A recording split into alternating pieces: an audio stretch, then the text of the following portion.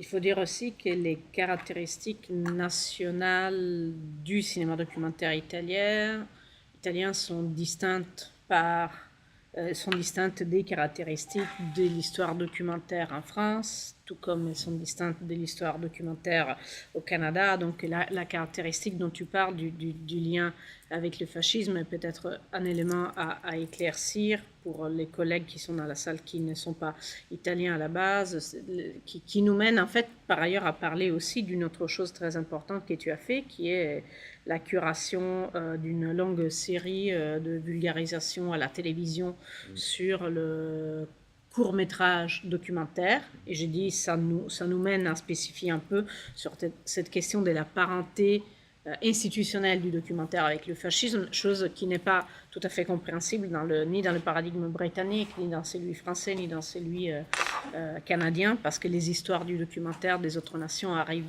d'autres types d'expériences, d'autres exigences, d'autres institutions. On n'a pas eu Grierson en 1939 ici. Mais ici, en Italie, ici on l'a eu, en Italie pas.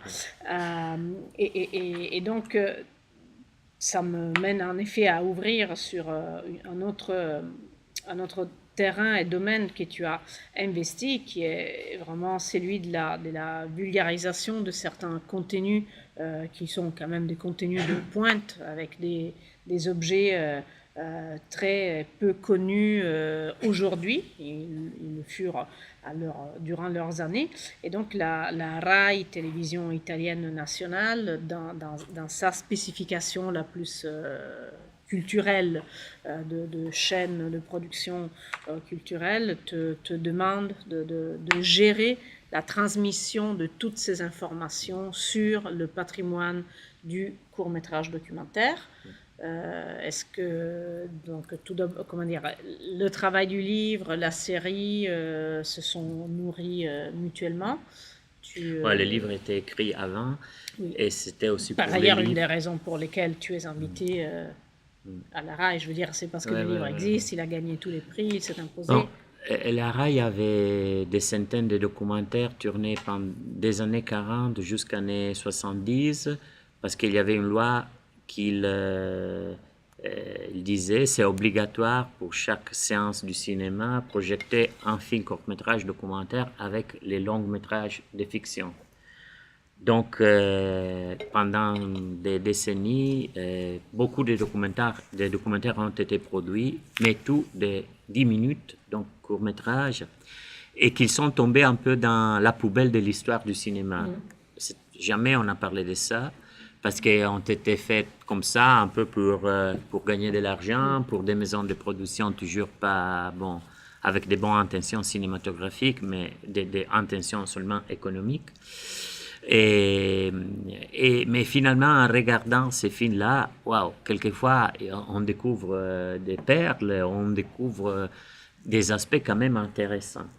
Alors, la RAI voulait mettre en valeur ça, elle m'a appelé, et on a fait une émission en 27 épisodes qui s'appelle Gli anni del corto reale, gli anni del documentaire italiano. Et c'était une émission qui est passée de 2013 jusqu'à maintenant. De temps en temps, il y a des reprises. Et pour moi, c'était incroyable parce que, bon, quand on fait du documentaire, quelquefois, on emploie 2 ans, 3 ans, 4 ans pour faire un film. Et là, en 4 mois d'élaboration intensive, on a fait 27 épisodes. Là, c'était vraiment la télévision avec une équipe qui travaillait avec moi.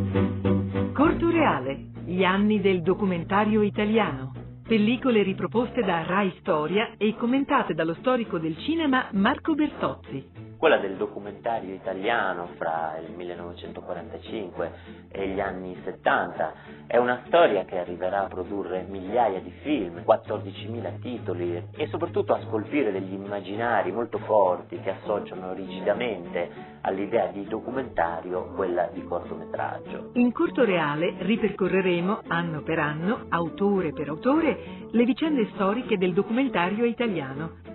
Per il pubblico cinematografico del dopoguerra, il documentario è cortometraggio.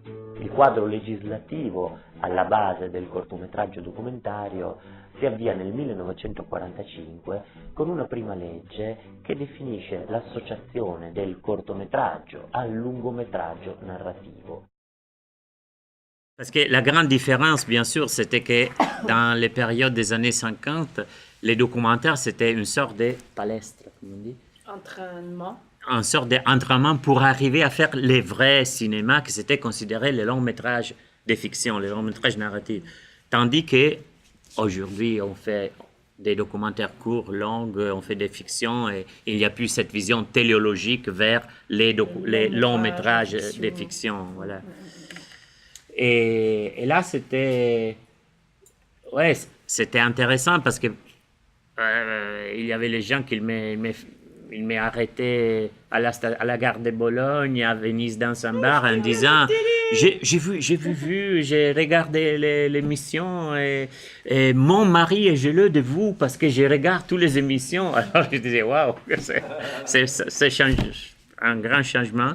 En face à les documentaires, tu fais un film pour 3 ans, 4 ans, tu rencontres quelques milliers de personnes et là tout de suite centaines de milliers de personnes, c'est une autre chose. Mais là, c'est pas un documentaire, c'est une émission télé. Donc, c'est quand même un travail important, le fait de passer...